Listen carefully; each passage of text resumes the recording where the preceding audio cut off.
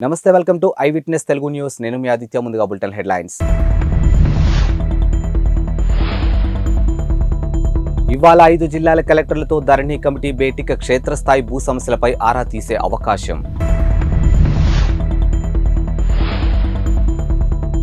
ఇవాళ హైదరాబాద్కు AICC chief Kharge, రేపు బూత్ లెవెల్ ఏజెంట్లతో కీలక భేటీ.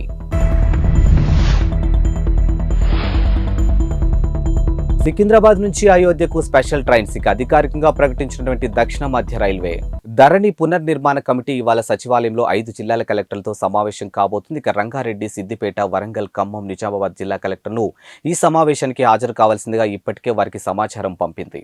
అయితే ధరణి సమస్యలు, వాటి పరిష్కారానికి సలహాలు తహసీల్దార్లు, ఆర్టీఓలు దర్యాప్తు నివేదికలు ఇచ్చే సమయంలో ఎదురవుతున్నటువంటి ఇబ్బందులతో పాటు పోర్టల్లో ఆర్టీఓ, తహసీల్దార్లకు అదనంగా కల్పించాల్సినటువంటి వెసులుబాట్లు, న్యాయ సంబంధిత సమస్యలు, చేయాల్సిన మార్పులు చేర్పులతో పాటు నిజామాబాద్ జిల్లాలో భూభారతి వివరాలు రావాలని రెవెన్యూ శాఖ ముఖ్య కార్యదర్శి నవీన్ మిట్టల్ కలెక్టర్లకు ఆదేశాలు జారీ చేశారు. ఇక కలెక్టర్ల నివేదికలను పరిశీలించిన అనంతరం ఎంపిక చేసినటువంటి ప్రాంతాలకు వెళ్లి భూ సమస్యలు అధ్యయనం చేయాలని ధరణి కమిటీ చూస్తుంది. లోక్సభ ఎన్నికల షెడ్యూల్ వచ్చేలోపే డిఎస్సి అనుబంధ నోటిఫికేషన్ జారీకి కసరత్తు జరుగుతుంది. ఈ క్రమంలో విద్యాశాఖలో పదవీ విరమణ చేయనున్న వారితో సహా పలు వివరాలు అధికారులు సేకరిస్తున్నారు. ఇక రాష్ట్రంలో ఈ ఏడాది మొత్తం 3,800 మంది ప్రభుత్వ ఉపాధ్యాయులు పదవీ విరమణ చేయనున్నారు. ఇక మార్చి నెలాఖరు నుంచి పదవి విరామలు ప్రారంభం కానున్నాయి. ఇక కొత్తగా ఉపాధ్యాయ నియామకాలు చేపట్టాల్సి ఉండడంతో పాఠశాల విద్యాశాఖ ఇప్పటికే ఆయా గణాంకాలను సేకరించింది. గత ఏడాది ఆగస్టులో 5,089 ఉద్యోగ ఖాళీల భర్తీకి విద్యాశాఖ నోటిఫికేషన్ జారీ చేసింది. ఇక ఖాళీల సంఖ్యను పెంచి మెగా డిఎస్సి చేపట్టాలని ప్రస్తుత ప్రభుత్వం నిర్ణయించింది. ఇక పాత నోటిఫికేషన్ కు మరో 5,000 ఖాళీలు కలిపి అనుబంధ నోటిఫికేషన్ ఇవ్వనుంది. ఇక లోక్సభ ఎన్నికలు కూడా అమల్లోకి వచ్చేలోపే అనుబంధ నోటిఫికేషన్ జారీ చేయాలని భావిస్తూ ఉంది. సీఎం రేవంత్ రెడ్డి వద్ద మరోసారి చర్చించింది. ఇక తుది ఆమోదం పొందాల్సి ఉంది. ఇక తాము అంతా సిద్ధం చేసి ఉంచామని విద్యాశాఖ వర్గాలు చెబుతూ ఉన్నాయి. కేంద్రంలో 2024లో కాంగ్రెస్ పార్టీని అధికారంలోకి తీసుకురావడానికి మేనిఫెస్టో తయారు చేస్తున్నట్లు ఏఐసీసీ మేనిఫెస్టో కమిటీ సభ్యుడు ప్రవీణ్ చక్రవర్తి వెల్లడించారు. ఇక రాష్ట్ర మేనిఫెస్టో కమిటీతో ఆయన సమావేశం అయ్యారు. ఇక రాష్ట్రంలో శాసనసభ ఎన్నికల సమయంలో వెల్లడించినటువంటి మేనిఫెస్టో అమలు జరుగుతున్న తీరు, ప్రజల నుంచి వస్తున్నటువంటి స్పందన, ఇతర అంశాలపై పార్టీ నేతలతో ఆయన చర్చించారు. ఏఐసీసీ మేనిఫెస్టో కమిటీ చైర్మన్ కేంద్ర మాజీ మంత్రి చిదంబరం ఉన్నారని అన్నారు ఆయన. ఇక తాము ప్రతి రాష్ట్రానికి వెళ్లి విధానాలు, ప్రజల నుంచి సలహాలు, సూచనలు తీసుకుంటున్నట్లు చెప్పారు. ప్రజల నుంచి ప్రత్యేకంగా అభిప్రాయాలు, సలహాలు తీసుకుంటున్నామని వివరించారు. ఇక మైనారిటీ, ఓబీసీ, ట్రాన్స్జెండర్స్ అనేక వర్గాలతో సమావేశమయ్యాయని, ఆయా వర్గాల నుంచి కీలక అంశాలు పరిగణలోకి తీసుకుంటున్నట్లు ప్రవీణ్ చక్రవర్తి వివరించారు. ఇక ప్రజల అభిష్టం నెరవేరేలా మేనిఫెస్టో ఉంటుందని తెలిపారు.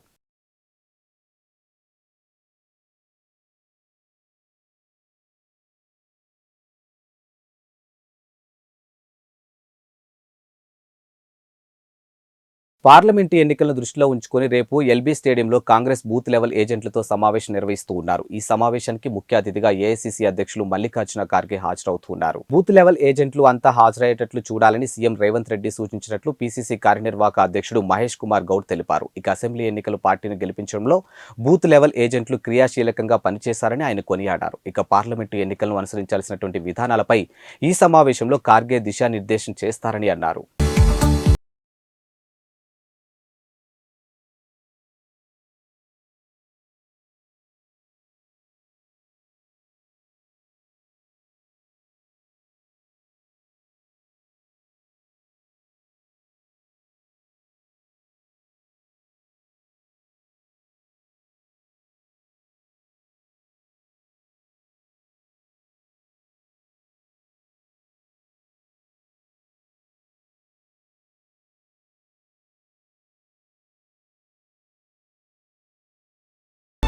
AP CM YS Jaganmohan Reddy ఇవాళ తిరుపతికి వెళ్లనున్నారు. ఇక తాజ్ హోటల్లో జరిగే ఇండియా టుడే ఎడ్యుకేషన్ సమ్మిట్ లో ముఖ్యమంత్రి జగన్, మంత్రి బొత్స సత్యనారాయణ పాల్గొనున్నారు. రాష్ట్ర ప్రభుత్వ పాఠశాల అమలవుతున్నటువంటి సంస్కరణలపై ముఖ్యమంత్రి ప్రసంగించనున్నారు. ఈ మేరకు పర్యటన వివరాలు సీఎంఓ వెల్లడించింది. ఇక మధ్యాహ్నం 2:45 తాడేపల్లి నివాసం నుంచి సీఎం బయలుదేరనున్నారు. ఇక తిరుపతిలో తాజ్ హోటల్లో జరిగే ఇండియా టుడే ఎడ్యుకేషన్ సమ్మిట్ లో ముఖ్యమంత్రి పాల్గొని అనంతరం తాడేపల్లికి తిరుగు ప్రయాణం కానున్నారు. ఇక ముఖ్యమంత్రి తిరుపతి పర్యటన కోసం అధికారులు ఏర్పాట్లు చేస్తూ ఉన్నారు. అంబేద్కర్ గారి విగ్రహం ఇది ఇనాగరేషన్ 19వ తారీఖున విజయవాడలో ఒక గొప్ప కార్యక్రమం జరుగుతుంది. దాదాపుగా 404 కోట్ల రూపాయలు, దాదాపుగా 19 ఎకరాలలో 125 అడుగుల బాబాసాహెబ్ అంబేద్కర్ గారి విగ్రహం ఆవిష్కరణ జరుగుతూ ఉంది. సోషల్ జస్టిస్కు ఒక ప్రతిరూపంగా నిదర్శనంగా ఈ కార్యక్రమం జరుగుతూ ఉంది. ప్రతి అడుగులోనూ కూడా ఈ సోషల్ జస్టిస్కి సంబంధించిన సందేశం సచివాలయం స్థాయి నుంచి మొదలు పెడితే రాష్ట్ర స్థాయి దాకా కూడా ప్రతి అడుగులోనూ ఈ సందేశం, ఈ మెసేజింగ్ కరెక్ట్గా జరగాలి. గ్రామ స్వరాజ్యం అంటే ఏమిటి అనే దానికి ఒక అర్థం చెబుతూ, గ్రామ స్థాయిలోని పరిపాలన అనే దానికి మీనింగ్ అనేది ఏమిటి అని తెలియజేస్తూ, ఒక కరప్షన్ లేని వ్యవస్థ, ఒక వివక్షకు తావు లేని వ్యవస్థ ఏకంగా గ్రామ స్థాయిలో ఈరోజు మనం తేగలిగినాము అని అంటే నిజంగా ఒక గొప్ప మార్పు జరిగింది రాష్ట్రంలో. ఈ మార్పుకు ప్రతిరూపంగా అంబేద్కర్ గారి విగ్రహం 19వ తారీఖున ఒక ఫినిషింగ్ టచ్ ఇది చేయబోయే కార్యక్రమం. ఏపీలో కాంగ్రెస్ పార్టీ ఎన్నికల సమరానికి సిద్ధమవుతూ ఉంది. ఏపీలో అసెంబ్లీతో పాటు పార్లమెంటు ఎన్నికలు సమీపిస్తున్న తరుణంలో కాంగ్రెస్ పార్టీ అభ్యర్థుల వేటలో నిగ్నమైంది. ఇవాల్టి నుంచి అసెంబ్లీ ఎంపీ స్థానాలకు పోటీ చేసే ఆశావాహుల నుంచి దరఖాస్తులు స్వీకరించేందుకు సిద్ధమైంది. నేటి నుంచి విజయవాడలోని ఆంధ్రరత్న భవన్లో కాంగ్రెస్ పార్టీ ఎమ్మెల్యే, ఎంపీ అభ్యర్థుల దరఖాస్తుల స్వీకరణ చేపట్టనున్నారు. AP Congress party in charge Manikyarao Tagore దరఖాస్తులు స్వీకరిస్తూ ఉన్నారు. ఉదయం 11 గంటలకు మొదటి అప్లికేషన్ మాణిక్యరావు ఠాకూర్ ఇవ్వనున్నారు. ఏపీ కాంగ్రెస్ లో చేరిన వారికి కూడా అప్లికేషన్లు ఇవ్వనున్నారు. ఏపీ కాంగ్రెస్ సభ్యత్వమే అభ్యర్థి మొదటి అర్హత ప్రకటించారు. ఇక పూర్తి అర్హతల పరిశీలన అనంతరం అభ్యర్థులను నిర్ణయిస్తారని ఇప్పటికే ఏపీ పిసిసి అధ్యక్షురాలు షర్మిల తెలిపారు. ఏపీ కాంగ్రెస్ మాజీలకు పెద్దపీట వేనున్నట్లు తెలిసింది. ఇక తిరిగి కాంగ్రెస్ గూటికి చేరాలని మాజీలకు ఇప్పటికే ఏపీ పిసిసి అధ్యక్షురాలు షర్మిల పిలుపునిచ్చింది. ఇప్పటికే మాజీలతో పాటు ఎమ్మెల్యేలు తమతో టచ్ లో ఉన్నారని ఏఐసిసి వర్గాలు పేర్కొంటూ ఉన్నాయి. ఇక ప్రస్తుతం జిల్లాల పర్యటనలో ఉన్నటువంటి ఏపీసీసీ అధ్యక్షురాలు వైఎస్ షర్మిల నేరుగా కలిసి తమకు అవకాశం ఇవ్వాలని ఆశావాహులు కోరుతున్నట్లు తెలిపింది. ఇదిలా ఉండగా షర్మిల కాంగ్రెస్ బాధ్యతలు స్వీకరించినప్పటి నుంచి పార్టీని బలోపేతం చేసే పనిలో నిమగ్నమయ్యారు. ఇందులో భాగంగానే ఆమె ఈ నెల 23 నుంచి 9 రోజుల పాటు రాష్ట్ర వ్యాప్తంగా అన్ని జిల్లాల్లో పర్యటిస్తూ ఉన్నారు. ఇచ్చాపురం నుంచి ఇడుపులపాయి వరకు ఈ పర్యటన కొనసాగుతూ ఉంది. ఈ పర్యటనలో భాగంగా ఆమె జిల్లాల వారీగా సమన్వయ సమావేశాలు ఏర్పాటు చేస్తారు. ప్రతిరోజు 2 జిల్లాల్లో కోఆర్డినేషన్ సమావేశాలు నిర్వహించాలని తలపెట్టారు.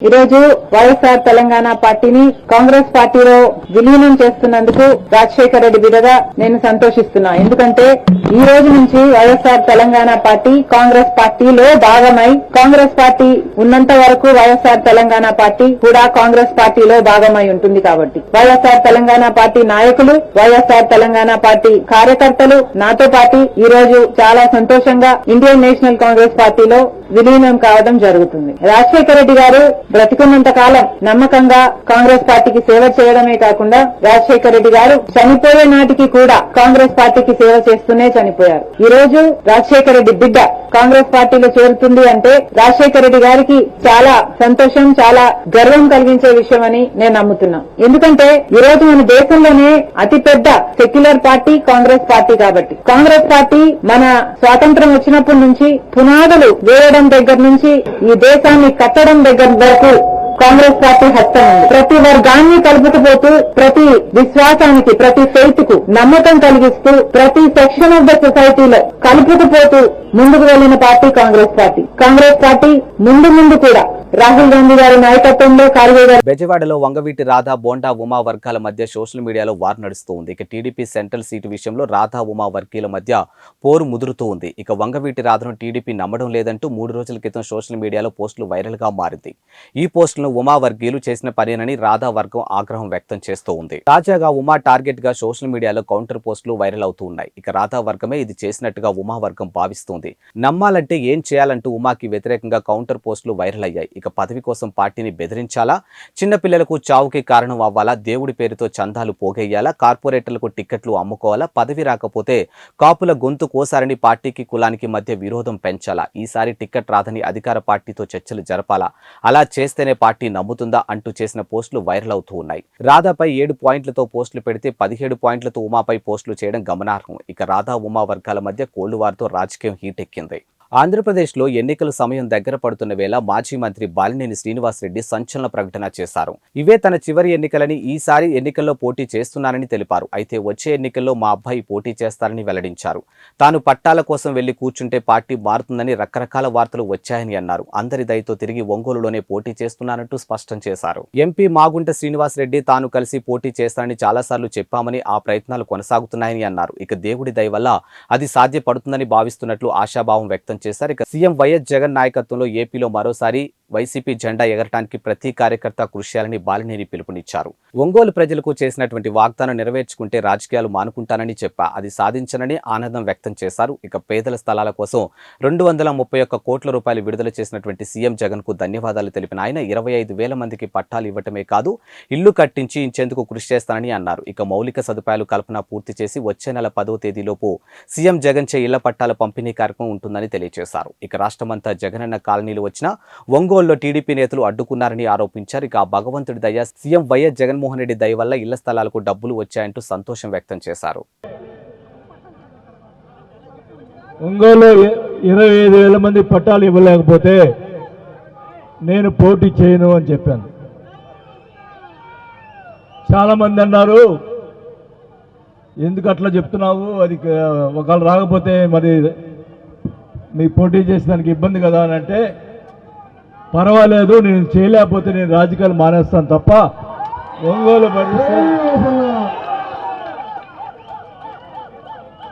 ఏ పరిస్థితిలో ఒంగోలు పట్టాలు ఇవ్వలేకపోతే ఇంకా మనం చేసిన దానికి మనం ఏం చేయలేకపోయాం, పట్టాలు కూడా ఇవ్వలేకపోతే ఇంకా అనవసరం అని చెప్పి ఆ రోజు చెప్పడం జరిగింది. మరి ముఖ్యంగా ఈ 25,000 పట్టాలకి 231 కోట్ల రూపాయలు డబ్బులు ఇచ్చినందుకు ముఖ్యమంత్రి గారికి అందరూ కూడా ధన్యవాదాలు తెలియజేసుకుంటా ఉన్నా.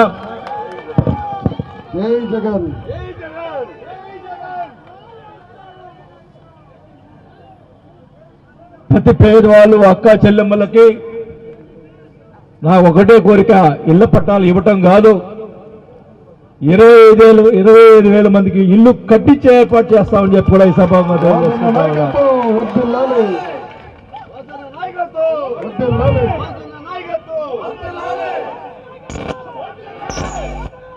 ఇప్పుడు డబ్బులు ఆల్రెడీ వచ్చున్నాయి. ఆ రైతులకి మొత్తం కూడా రేపెల్లుండో మొత్తం రైతులందరూ కూడా డబ్బులు వేయటం జరుగుతుంది. అక్కడ ఇన్ఫ్రాస్ట్రక్చర్ ముందుల రోడ్లు, కరెంటు ముందుల రోడ్లు వేసి, అంటే మళ్ళా ఎలక్షన్ కోడ్ వస్తే మళ్ళీ పట్టాలు ఇచ్చేదానికి ఇబ్బంది కాబట్టి ముందుల రోడ్డు వేసి ముఖ్యమంత్రి గారి చేతుల మీదుగా పట్టాలు ఇచ్చే కార్యక్రమం 10వ తేదీ లోపల జరుగుతుందని కూడా ఈ సభాముగా తెలియజేసుకుంటా ఉన్నా.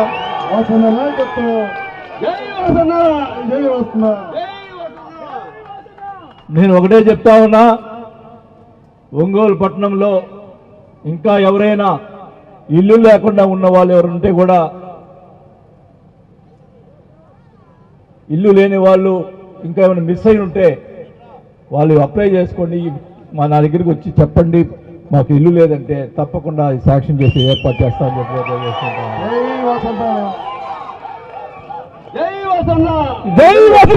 ఒకటే చెప్తా ఉన్నా, ఒంగోలులో ఇంకా పూరి గుడిసె అనేది ఉండకూడదు, ప్రతి ఒక్కరు కూడా పక్కా ఇల్లు అనేది ఉండాలని చెప్పి కూడా ఈ సభలో తెలియజేసుకుంటా ఉన్నాం.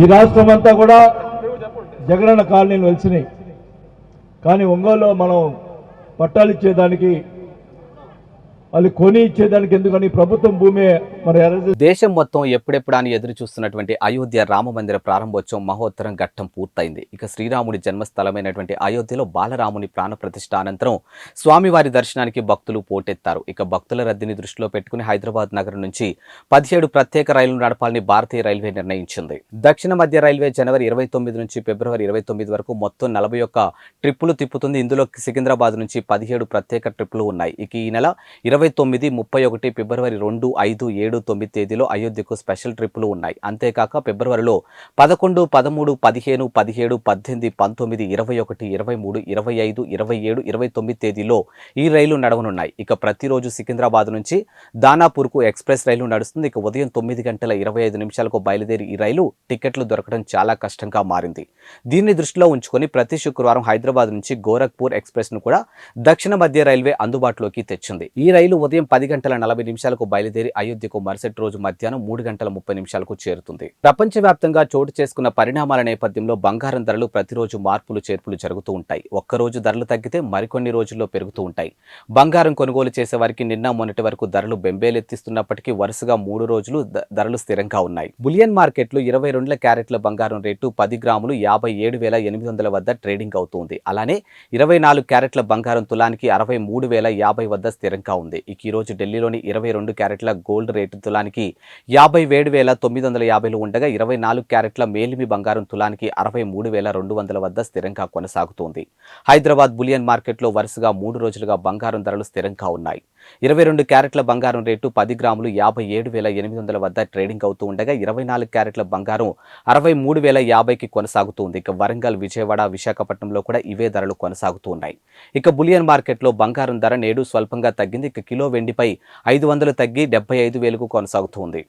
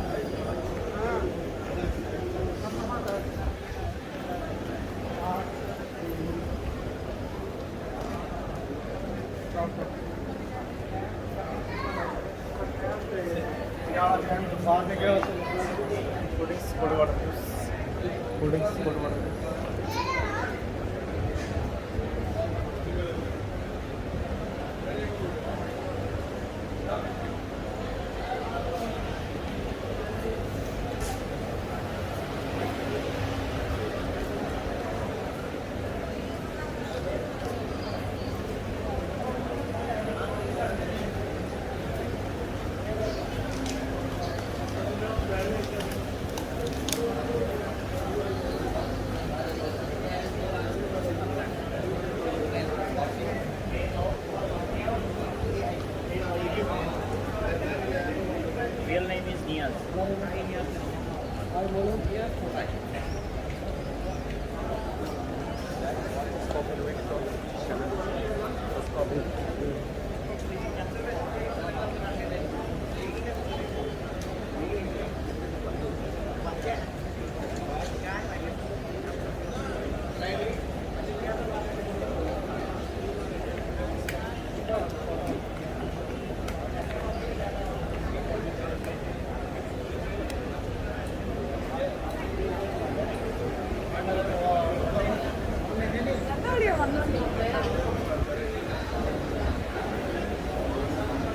ఇవి వాల్టి బులెటిన్ అప్డేట్స్. మరో బులెటిన్తో మళ్ళీ కలుద్దాం. అంతవరకు సెలవు, నమస్కారం.